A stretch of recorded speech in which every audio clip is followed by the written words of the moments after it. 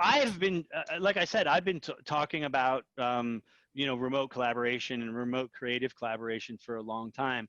And when the pandemic hit, we believe we have a solution that can actually help people. It can help teams stay together. It can help people do things like remote design sprints, which is really, before the pandemic, I had people telling me, looking me right in the face and say, you cannot do a remote design sprint.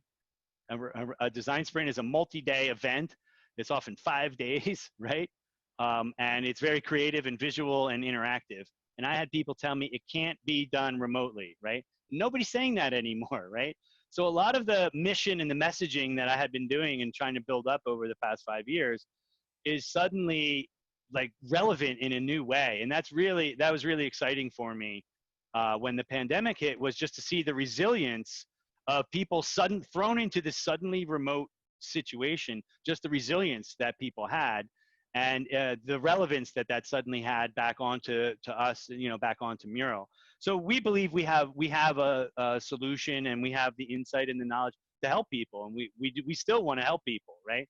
On the other side of the coin, it's been absolutely fantastic for our business. There's no doubt about it that the demand and the market has fundamentally changed, and our company has changed a lot because of that.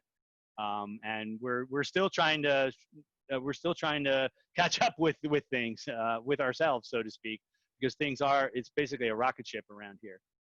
But for me, seeing the inventiveness, like I'm learning a ton, from everybody now being remote, and it's just fascinating for me to see how inventive people have been and how they're able to then keep their teams and cultures together. It's all possible, though, right?